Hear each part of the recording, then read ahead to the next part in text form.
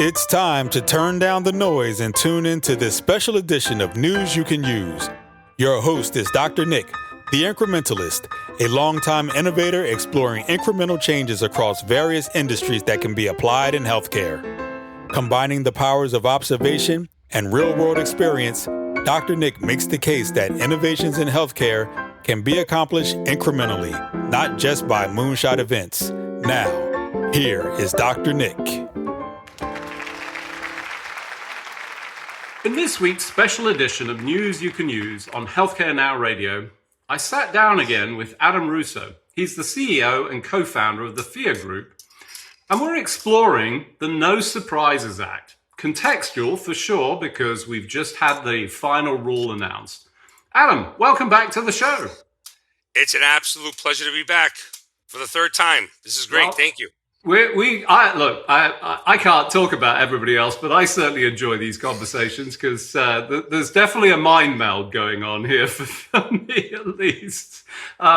So for the benefit of those listening, if you haven't heard about it, and to be clear, if you haven't, you ought to. Even if you don't think you ought to, I think you ought to know. What is the No Surprises Act and what's the history of it? Sure. I mean, this is an example of, regulators, people in DC, thinking that they're going to come up with this great idea to save money, right, to lower overall healthcare costs, and the exact opposite has happened. So the No Surprises Act means exactly what it says. No surprises for a member. So when a patient believes that they are going to a facility that is an in-network facility, so they have coverage at this particular hospital with this particular doctor or this particular provider, that their health insurance will cover it, and except for, obviously any copay or deductible. But that's it. There would be no other balance bill that would be due by the actual member, the patient. So, example of that back in the day before the NSA was created and implemented was if, let's say, my wife, knock on wood, was pregnant again, right? We already have 4 kids. I don't need a 5th. So let's say that happens. And my wife chooses a hospital that is in network.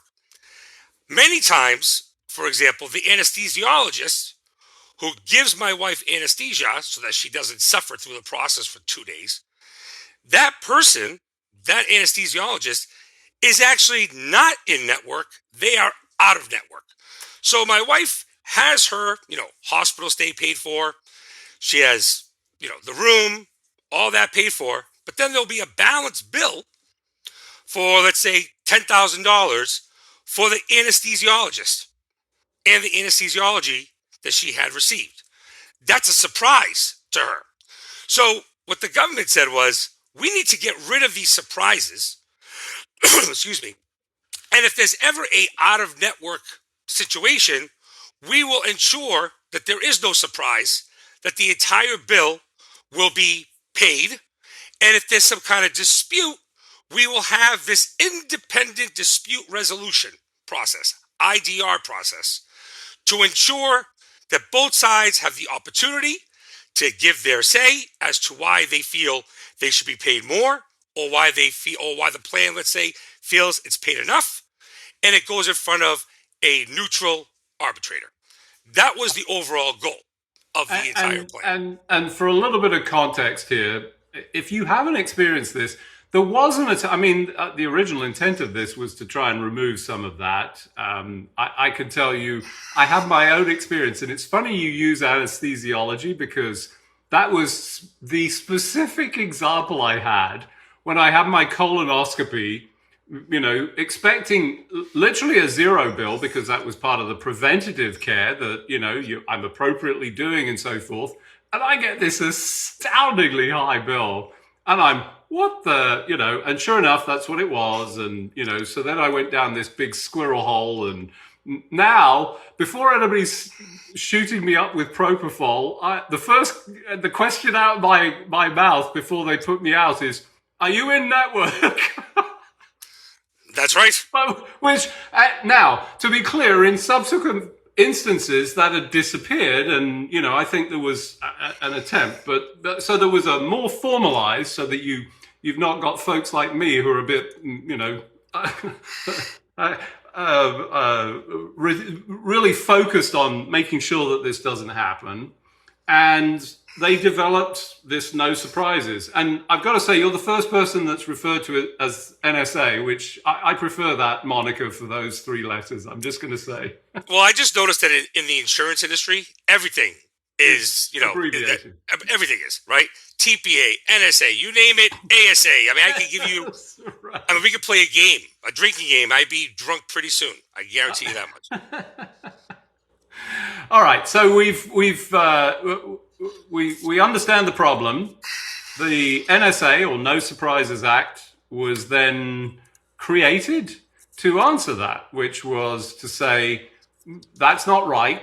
You should stop this. And the idea being, and let me test this out with you, is that a patient comes in, like your wife, for a pregnancy, and the facility and everybody involved says, we're going to treat you, you're in network, and this is what you would expect to pay, be it a copay, whatever the elements are. And if anything happens on the back end of that, it's not the patient's responsibility, correct? Exactly. That was the whole point. Well, this sounds great. Right. And it is great for patients at the time of the bill.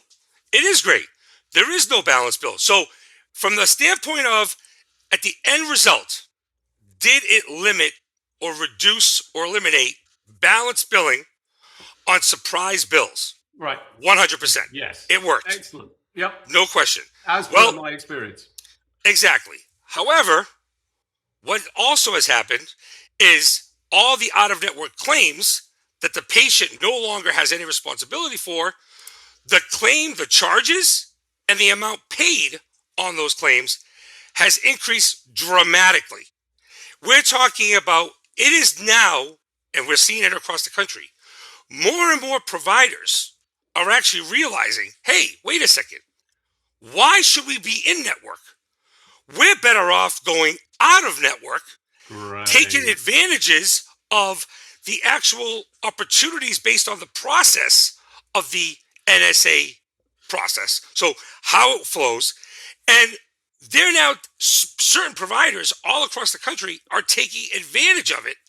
And in many cases are actually being paid more than what their original charge for the bill was. So it's not even a matter of being paid at 100% of the bill. So let's say the bill comes to the health plan and it's for 10 grand. Many times, if the health plan says, no, we're not just going to pay this 10,000, we're going to pay 5. If that provider decides to go down the route of the IDR process that's in place, the independent dispute resolution process, many times they'll actually get 20,000 for the same bill instead of the original even 10. This is what we're seeing. And more providers are getting smart about it. They're actually much further ahead of the game than the health plans are in regards to the battle on the other side. And that's a major concern. And it's one of the reasons why my company, the Phia Group, has grown tremendously over the past few years, because we knew early on that the NSA would be a game changer in regards to how claims were paid, how this whole process would be handled. And we knew that in the current environment that we live in, most administrators, most carriers on the health plan side do not have the infrastructure or the process or even the claim software built to manage the flow of how the NSA claims work. It's a total different compliance process, total different regulatory scheme, total different notification process that has to be built in to your system. And unfortunately, even though we're a few years in, most plans and most administrators still don't get it right. So I want to emphasize this because I think it's important for people to understand. Because on the one hand, as a patient, you're going, oh, well, I'm not getting a bill. I don't have the copay. There's no cash going out. Oh, that's fine. That's all good. But when you follow the money, and this is what's important in my mind, and I think this is why everybody needs to understand this, if your insurer, whoever is paying those bills on your behalf, is now paying even more for the care that they've bought on your behalf as an insurer and delivering, guess what happens? Your premiums go up and you complain, but you don't see the straightforward line. And this is the beauty of talking to Adam.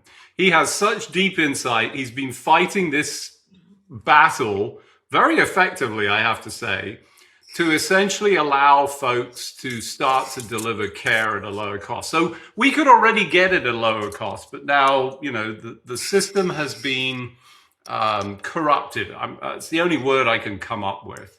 And there's more money. There is misbehavior on, at least certainly that this would appear to be the providers, the physicians and their practices and their offices. So, once again, this is not always pointing the finger of blame at the insurance industry.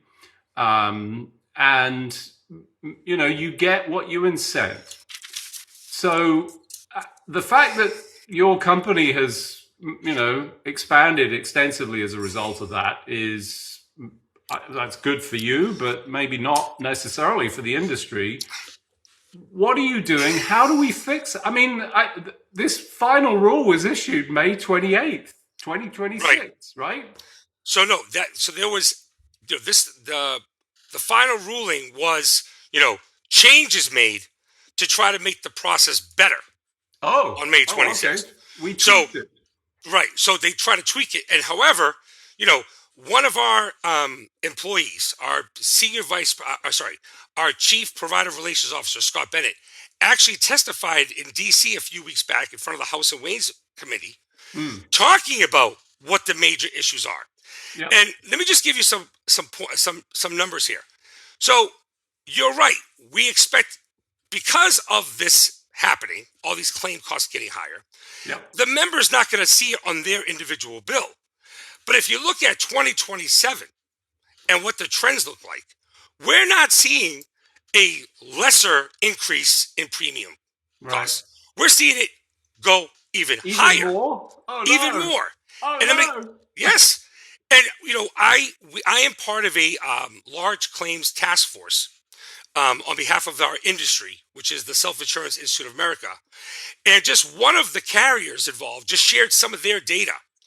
And just to give you an example, claims above $1 million, individual claims above $1 million from this one carrier in our industry has gone from in the mid 200s to almost 400 claims over $1 million.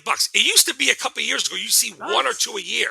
That's 100% increase. We're talking close to $600 million on those 400 claims, individual claims. That's what we're seeing. So what the data is showing is a higher provider bills, charges in the first place, higher arbitration offers being awarded to the providers, and employers, self-funded employers and health plans, paying more on each individual claim. It's almost to the point where if you're an employer or an administrator who does not have a sound process to fight back on this, you're almost better off just paying 100% of the bill, original bill cost. Right.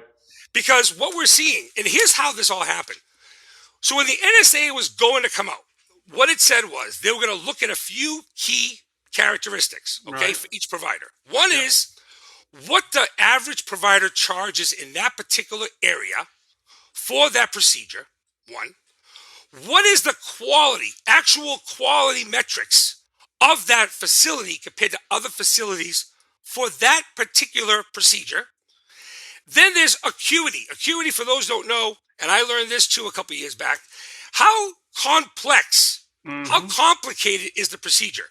Everyone should know that, doing a procedure on a 65-year-old individual may be a bit more complicated than if that individual was 25. Okay? So even though it's the same procedure, one should be charged more than the other because it's more complex. So when we saw these rules come out, the first thing we did was we realized no other software, no vendor, no TPA, no administrator has built their claim system process to be able to answer all these questions. Right. Because here's the thing, most arbitrators are not getting paid tens of thousands of dollars Right. when they're arbitrating on $1 million claim or a $500,000 claim. They're being paid anywhere from $250 to $800 per arbitration. So you cannot give them a 30-page synopsis. All right.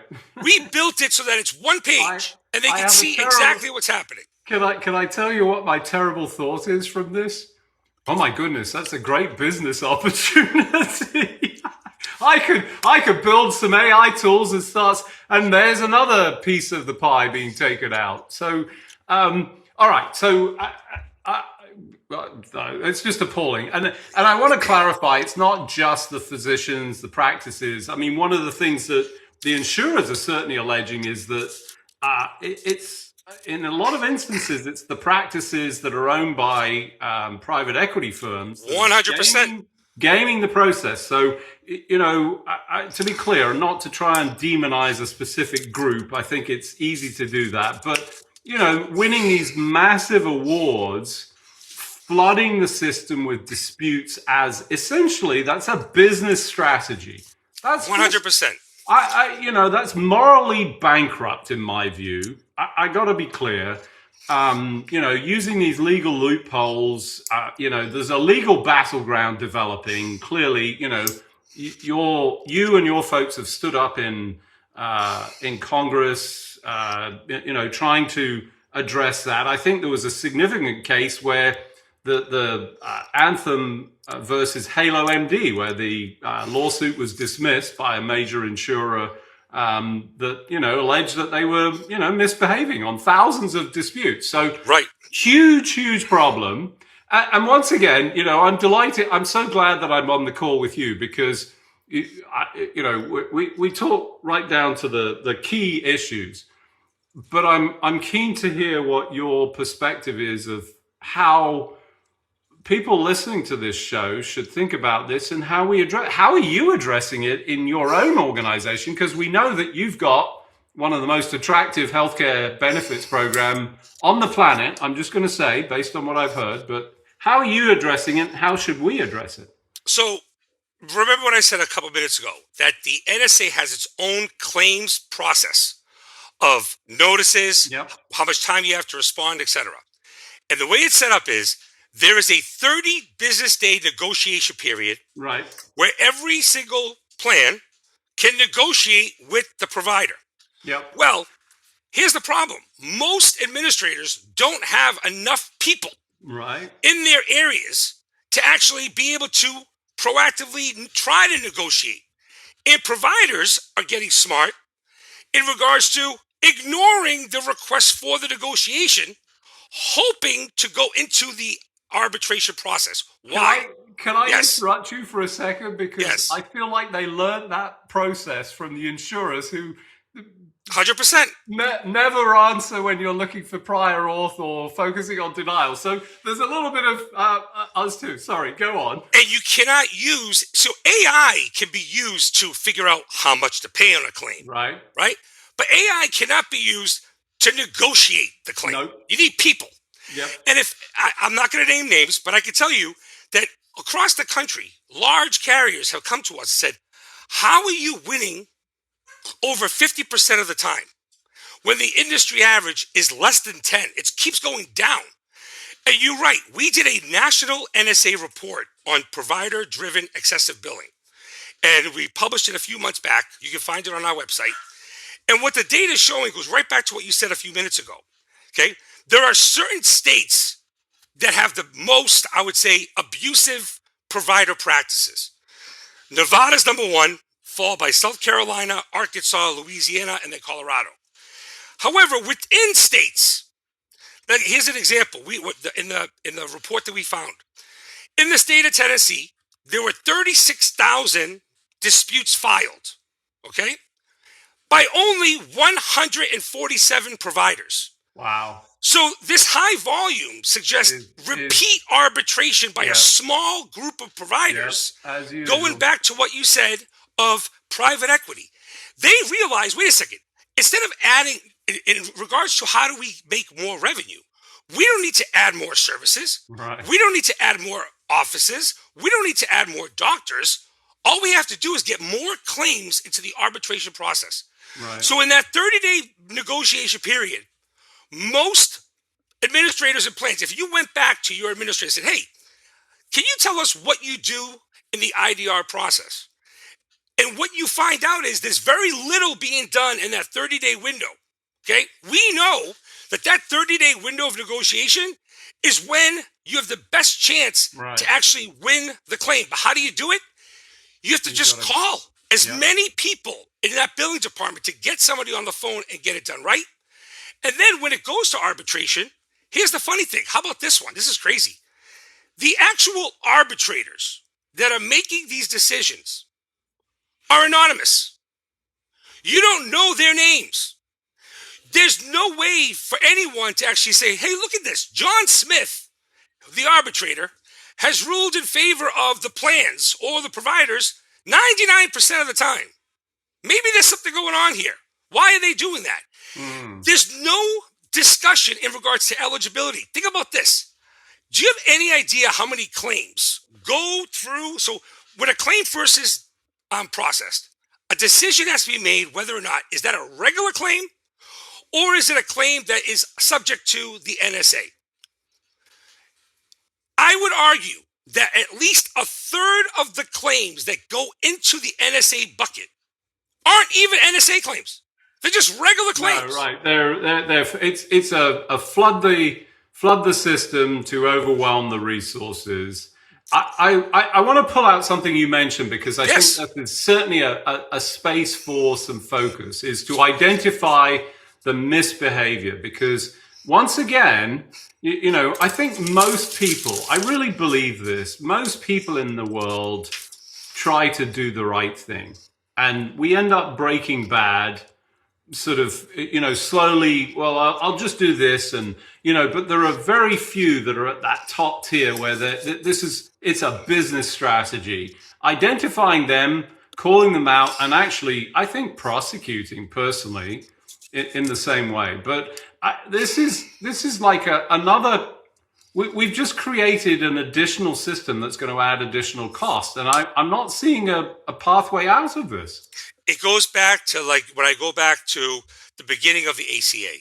Okay, again, the idea, right? This good idea. Let's make sure everyone has health insurance, and for that standpoint, does everyone have access to health insurance in this country? Yes, they do. It doesn't mean it's affordable. You have access. I can have access to a Ferrari, right? Everyone has access to a Ferrari in this country. It doesn't mean you can actually afford to buy one. But you could go into any deal. You could go in a dealership, and the same thing. So when they created the summary of benefits coverage, which was supposed to be a 4-page document that explains the coverage of your health plan, because people, as you know, can't read, right? We can't read. We need 4 pages. It was this great idea. And it's been in place now for over a decade. And it's a waste of time. Yeah, it's a waste. Nobody reads it. This is the same thing. And in this situation, what I try to explain to people is this, okay? The only way this is going to change is, like you said, litigation. Because, expecting Congress or DC to do anything, regardless of what political party you are, it's all the same. If you are a representative in a district in Kansas, and your largest employer, your largest contributor to your campaign is one of these providers that overcharges, do you think that representative is going to vote against them? No. And it's the same in most districts in this country. The largest employers are medical facilities. That's what it is. So we don't expect it to change. What we expect to do is for our industry, for the admin side, for the carrier side, what we represent, is to do a better job to get these claims resolved. Because and I'm sorry for patting ourselves on the back, if people followed our process, we're not having this discussion because we're winning most of the time. We're averaging almost 80% off the bill charge on final resolution. versus an industry that's averaging maybe a third off. And the number of claims that we're finding that the plans are losing in arbitration, get this, that aren't even eligible claims. Right. And when I say eligible, they're like cosmetic, not covered by the plan. Yeah. We're paying claims that should not even be covered by the plan, and we're not paying those claims at 20% or 30%. Our industry is paying those claims at 100 to 200%. Yes, it's crazy. It's shocking. To be clear, I think it's appropriate to sort of toot your own horn, because to be clear, I think you've represented and shared insights that I think people can learn from. Obviously, rapid approach to this, even dealing with the issue of unavailability by allocating. I mean, I know this is additional cost, but my goodness, this is a lot of cost associated. And, maybe running reports to identify those tiers, because then you can focus on those areas. Once again, bring everybody into the space as much as possible so that they can understand this, and we can fight it together, because the NSA and specifically the Independent Dispute Resolution, or IDR, process is being gamed by certain folks, and it's Kafla-esque in my view. But unfortunately, as usual, we've run out of time. It's always such a pleasure to talk to you, Adam. I love both your passion, your insight, and particularly your guiding star. I think that's what really makes this conversation so important for people to listen to. I just want to thank you once again for joining me on the show. Thanks, Adam. It's my pleasure, and I appreciate the opportunity. And hopefully our system gets better as we move forward. But like you said, there are a few bad apples, but those bad apples continue to purchase more and more provider practices. And so I don't see this changing anytime soon, but I'm very optimistic that we as an industry can try to do something to lower the overall cost of claims, because it's hurting every single family in this country. So thank you so much for the opportunity.